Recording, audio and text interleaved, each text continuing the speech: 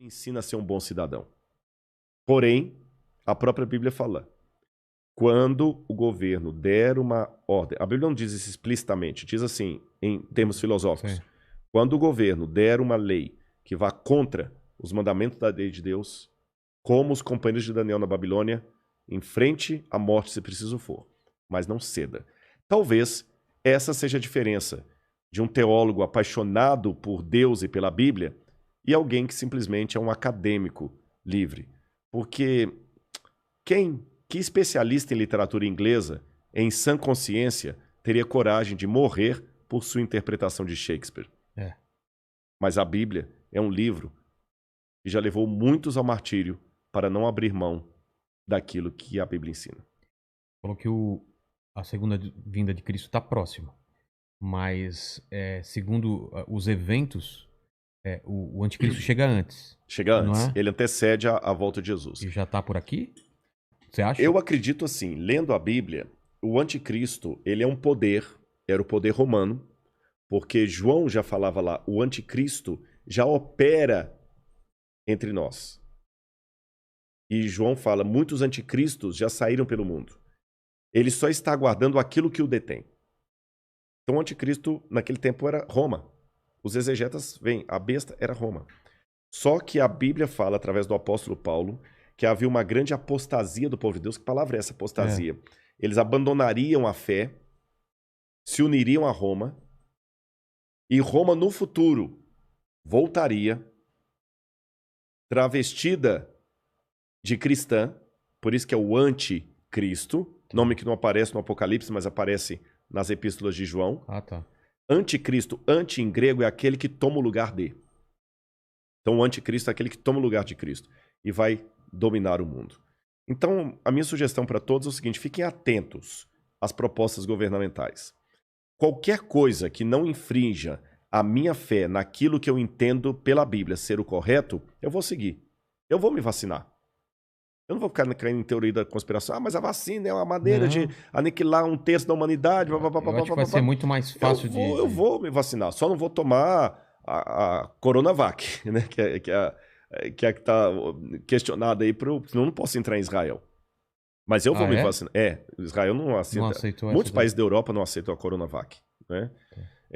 Lamento o Butantan aí, mas a menos que mude o cenário, a Coronavac não está sendo aceita.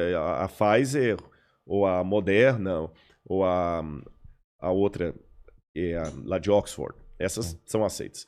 Mas eu vou me vacinar. Você está entendendo? Agora, não vou cair em teoria da conspiração. Agora, o dia que houver uma lei que se interpuser entre a minha fidelidade e aquilo que Deus pediu de mim, aí eu estou disposto a enfrentar até a morte.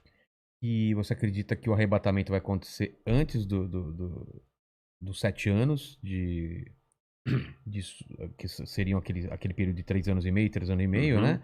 Ou durante... Ou tem alguns grupos que são pré-tribulacionistas, outros são pós-tribulacionistas. A gente já falou com o Rina aqui, ele falou que acredita que a igreja vai, se não me engano, vai ser antes da tribulação, né? Eu acredito que a igreja passará pela grande tribulação. Vivenciando? Vivenciando. Eu acredito que sim. Por várias razões. A primeira delas, você sabe que toda a doutrina de arrebatamento da igreja, dispensacionalismo... Arrebatamento, para o pessoal que não está acostumado, como você explicaria? Tá, eu vou resumir o que é o arrebatamento. Tá. Vocês já ouviram falar, pessoal, aqui num filme chamado Deixados para Trás, de Tim LaHaye? Eu vi, mas... Left Behind, né?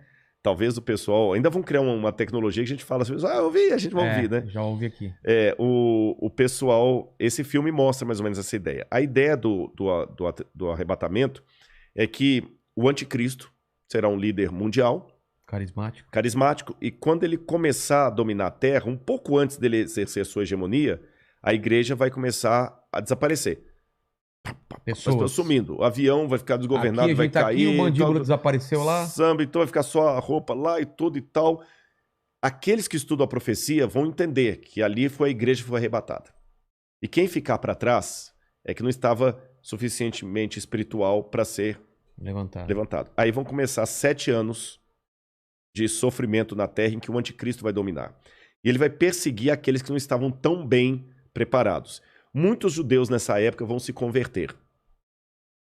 E depois desses 7 anos, é que Cristo vem com poder e grande glória, e com aqueles que foram arrebatados, para estabelecer o reino dele de 1000 anos. O milênio. O milênio. Mas a igreja mesmo não estará nessa tribulação de 7 anos, será tirada antes.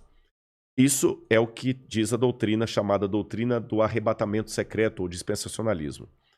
Eu, Rodrigo, particularmente, eu não sou adepto a essa visão de fim de mundo. Por quais razões? Vou tentar resumir aqui para não ser muito prolixo, que o nosso horário até já está bem avançado. E daqui a pouco eu tenho que pegar a estrada para ir... Caramba! Mas nós já vamos terminando aqui.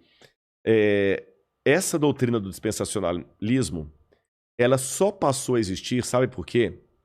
Houve um padre que ele, dominicano, Francisco Rivera. Esse padre Francisco Rivera, ele via que os protestantes entendiam que o anticristo era o domínio católico sobre a cristandade.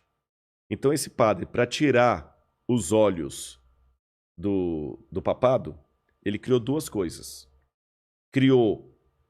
Deu uma ênfase a uma ideia preterista, que o anticristo era Nero, e que a volta de Jesus será o seguinte, que o anticristo é alguém que vai surgir ateu no futuro, e que a igreja não estaria aqui. Aí, a ideia desse padre passou para um homem chamado Darby, um pregador. Isso eu estou falando já no começo do século XX.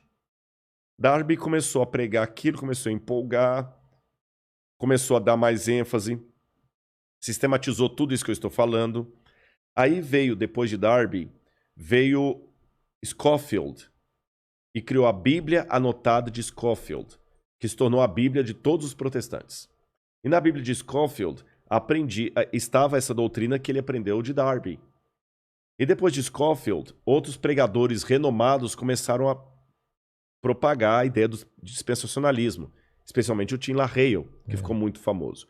E isso hoje emplacou, especialmente no mundo evangélico, como sendo a visão de fim de mundo. Só que se você olhar atrás da história do cristianismo, o dispensacionalismo, com o arrebatamento da igreja, 7 anos de tribulação, tudo mais, não fazia parte nem dos ensinos de Lutero, nem de Calvino, nem de Zwinglio, nem de John Wesley, dos metodistas, nem dos cátaros, nem dos albingenses, nem nenhum dos que viveram a história do cristianismo. Dos protestantes. Nem os cátaros, como eu falei, nem os valdenses, nenhum deles ensinaram isso. Nem a Igreja Católica ensinou isso. Se você for recuando mais, nem os pais da igreja ensinaram isso. Então, se fosse uma doutrina verdadeira, a gente tinha que admitir que é uma doutrina que ficou por 2000 anos. Vigente? Não, nem vigente. Inesquecida. Ignorada. Porque em 2000 anos de cristianismo... Você falando dessa visão que foram os romanos... Não, essa visão do anticristo como sendo alguém que vai vir, os 7 anos, a igreja arrebatada antes. Essa visão. 2000 anos... Essa visão ficou completamente desconhecida do cristianismo. E veio à tona... Não tem nenhum autor cristão que fala dela. Começou com Francisco Rivera, padre, e depois Darby e Hal Lindsey também, que vai vir depois de Hal Lindsey com Tim LaHale, que vão propagar isso aí. E espalhou no mundo gospel.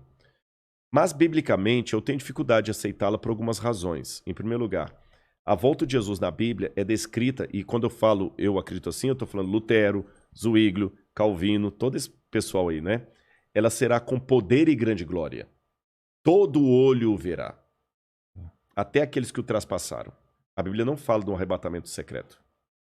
Não fala. Em momento... mas como é que Rodrigo lá em Tessalonicenses fala? Seremos arrebatados no abrir e fechar de olhos. A palavra arrebatados ali significa tirado de um lugar e levado para outro. Não fala em arrebatamento secreto. Jesus fala, porque assim como o relâmpago que sai do Oriente e se mostra até no Ocidente, assim há de ser a vinda do Filho do Homem. Então não é uma coisa secreta. Com essas coisas em mente, outro detalhe, o Apocalipse fala que Deus guardará o povo dele na provação que há de vir. Algumas traduções falam da aprovação. Guardará em meio à aprovação. Tá certo? A Arca de Noé, que é tomada por modelo de muitos, até em Jesus também, que fala, assim como foi nos dias do dilúvio, será na vinda do Filho do Homem, a família de Noé que foi salva, ela foi protegida do dilúvio, mas não retirada do dilúvio. Foi protegida, mas passou pelo dilúvio. Então, com esses e outros elementos, que eu precisaria de mais tempo para decidir, não, mas eu entendi a visão. eu acredito que Jesus vai voltar com poder e grande glória Tá. depois do período da grande tribulação. A grande tribulação antecipa a volta de Jesus, porque Mateus fala, logo em seguida, a tribulação daqueles dias, fala da Idade Média, o sol escurecerá, a lua dará sua claridade, etc, etc, etc, etc. E depois Daniel fala também que haveria um grande tempo de angústia, o qual nunca houve. Aí vem a vinda de Cristo. Tá certo? E nesse tempo de angústia, o qual nunca houve, o povo de Deus vai ser perseguido pelo anticristo e pelos que aderirem ao anticristo. Eu não sei se eu estarei vivo nessa época, mas se eu estiver, eu peço a Deus que eu fique firme ao lado de Deus e você também. Amém. E a volta de Cristo é aquela esperança que acalenta o nosso coração. Está perto. Eu não posso dizer quão perto, mas está próxima. Você diz nossa geração. Nossa geração. Caramba. A única coisa que eu digo para não ficar marcando data é só uma atenção, e essa aqui é para quem é crente. Às vezes Deus tem profeticamente o tempo de cumprir uma coisa, mas por causa da rebeldia do povo dele, a promessa se estende e atrasa. Vou dar um exemplo. Quando o povo de Israel saiu do Egito... Era para ficar 40 anos? Não era para ficar 40 anos. Ah, entendi. Então, se você tivesse conversando comigo na época que as pragas estivessem caindo no Egito e estivesse fazendo esse podcast... E aí? Lá em Mênfis, exatamente, e me perguntaram assim, Rodrigo, na sua opinião, a libertação do povo hebreu está próxima? Eu falo assim, olha, pelo que eu estou vendo dos indícios, o rio Nilo se tornando em sangue, os animais morrendo, está muito próxima a libertação do povo de Deus. E de fato estava, tanto é que na Páscoa eles saíram. Só que eles saíram do Egito, mas o Egito não saiu deles. Resultado, ficaram 40 anos morgando no deserto. Então eu te dou a mesma resposta. Olhando o cenário mundial hoje, a nossa libertação está muito perto. Eu espero que nós não precisemos ficar 40 anos vagueando no deserto por causa da nossa falta de fé, da nossa falta de compromisso com as coisas de Deus.